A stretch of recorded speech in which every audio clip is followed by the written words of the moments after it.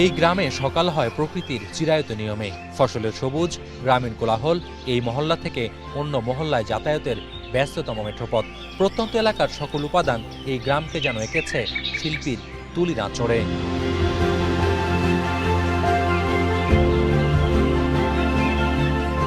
মেঠোপথ ধরে চলতি পথে এগুতেই যে কারো চোখ আটকে যাবে সবুজে ঘেরা গ্রামের এই ইট পাথরের অবকাঠামোয়। তবে এখানকার সকালটা শুরু হয় একটু ভিন্ন আবহে, বাঁশির শব্দে।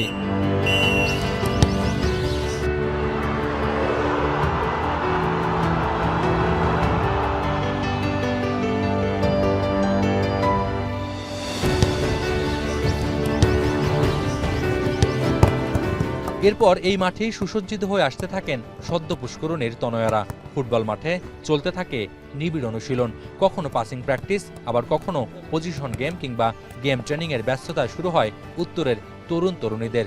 টেকনিক্যাল ও টেকটিক্যাল প্র্যাকটিসের খুরদার হতে থাকে আনাড়ি কিশোরীদের পা। 2012 সাল হতে এই মাঠ থেকে জাতীয় পর্যায়ে দুটি ছড়ানো ডজন খানেক তারকা নারী ফুটবল খেলোয়াড়ের পরম্পরায় এরাও হতে চায় বাংলার বাঘিনী। তাদেরই একজন মিঠাপুকুরের অনন্যা। ছোট বড় আসর মিলে শতাধিক গোলের পুঁজি ঝুলিতে নিয়ে সদ্য সমাপ্ত নতুন কুড়ি স্পোর্টস টুর্নামেন্টে হয়েছেন রংপুর বিভাগের সেরা ফুটবলার। অনন্যা ছাড়াও এই মাঠে বড় হচ্ছে অনেকের স্বপ্ন। এখানে সিনিয়র আপুরা, স্বপ্না আপু, তারপর মৌসুমী আপু, রত্না আপু, ওদের খেলা দেখে আমাকে অনেক ভালো লাগছিল। পরে আব্বুকে বললাম যে এরকম আমি খেলাধুলায় যাব ওদের মতো ন্যাশনাল টিমে। 26 সালে জেএফএ কাপে 12টা গোল ছিল। জেলা পর্যায়ে নতুন করে খেলায় ওখানে বেস্ট খেলোয়াড় হয়েছিলাম। আমি আগে বঙ্গমাতা খেলছিলাম, তারপরে একদিন খোঁজ পেলাম যে এখানে প্র্যাকটিস হয়, আসছিলাম, তারপরে এখানে খেলতেছি। আমি ইউরোপে খেলবো আর অ্যালেক্স মর্গানের মতন হতে চাই। আমি সেন্ট্রাল মিডফিল্ডে খেলতেছি, আর আমি হচ্ছে একটা বাইরের বার্সেলোনার ক্লাবে খেলতে চাই, ইউরোপের প্লেয়ারের মতো হতে চাই।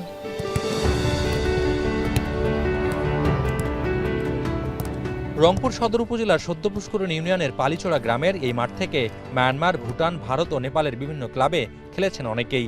এছাড়া 2018-এর সাফজয়ী নারী ফুটবল দলে খেলেছেন মাঠের ফুটবলার রুমা, রুমি, সুলতানা ও বৃষ্টিরা। 2022 সালের সাফজয়ী দলের অন্যতম কাণ্ডারি সিরাজ জাহান স্বপ্নাকেও তৈরি করেছে পালিচড়ার এই স্টেডিয়াম।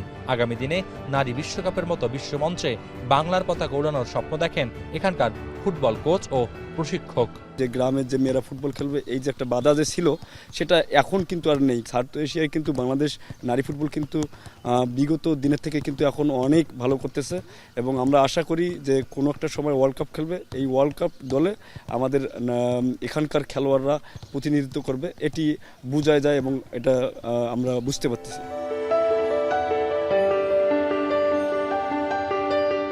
সম্প্রতি সদ্য পুষ্করণী যুব স্পোর্টিং ক্লাবের এই মাঠ থেকে বাংলাদেশ সেনাবাহিনীতে খেলোয়াড় কোটায় যোগ দিয়েছেন 11 জন নারী ফুটবলার। ভবিষ্যতে বড় কলেবরে সম্ভাবনা সৃষ্টির আশাবাদ জেলা ক্রীড়া সংস্থার। রংপুর বিভাগের প্রত্যেকটা জেলাকেই এখানে তারা ক্রীড়া দল এসে তারা এখানে প্র্যাকটিস করছে, এবং তারা নিজেদের মধ্যে প্রতিযোগিতার মাধ্যমে আমরা চেষ্টা করছি যে এখান থেকে আমাদের জাতীয় পর্যায়ে খেলার মতো যে খেলোয়াড়, সেটা যাতে এখান থেকে তৈরি হয়ে আসে। তা আমাদের প্রচেষ্টা অব্যাহত আছে, আগামীতেও আমাদের এই প্রচেষ্টাটা অব্যাহত থাকবে। দরজায় কড়া নাড়া বিশ্বকাপ ফুটবলের চলমান উন্মাদনার স্রোতে দেশীয় ফুটবলের এমন অমিত সম্ভাবনাকে জাগিয়ে তোলা গেলে বিশ্বমঞ্চে বাংলার বাঘিনীদের দাপুটে উপস্থিতি নিশ্চিত করা খুব কঠিন হবে না। 2012 সালে প্রাথমিকের জাতীয় পর্যায়ে চ্যাম্পিয়ন হয়ে সদ্য পুষ্করণীর এই পালিচড়ার মেয়েদের বুকে যে আত্মবিশ্বাসের বারুদ জ্বলে উঠেছিল, সেটি বহ্নিশিখা হয়ে গত 1.5 দশক ধরে আলো ছড়াচ্ছে দেশের নারী ফুটবলে। একসময় যেই গ্রামে মেয়েদের ফুটবল খেলার কল্পনাও ছিল দুঃসাধ্য, সেখানে এখন প্রতিদিন এরকম প্র্যাকটিস ম্যাচ কিংবা বড় আসরের আয়োজন নিত্য নৈমিত্তিক ঘটনা। রংপুরের এই প্রত্যন্ত অঞ্চলের মেয়েরা কেবল এই সীমানার মধ্যে নয়, বিশ্ব জয় করতে চায় বাংলাদেশের হয়ে বিশ্বকাপ খেলে জাতীয় দলের প্রতিনিধিত্ব করে। তবে তাদের সেই স্বপ্নের বৃক্ষ তখনই বড় হবে যখন তাদের স্বপ্নের সাথে যোগ হবে রাষ্ট্রীয় পৃষ্ঠপোষকতা এবং সামাজিক নিরাপত্তা। তাহলেই বিশ্বের চৌদিকে উড়বে বাংলাদেশের অহংয়ের জাতীয় পতাকা।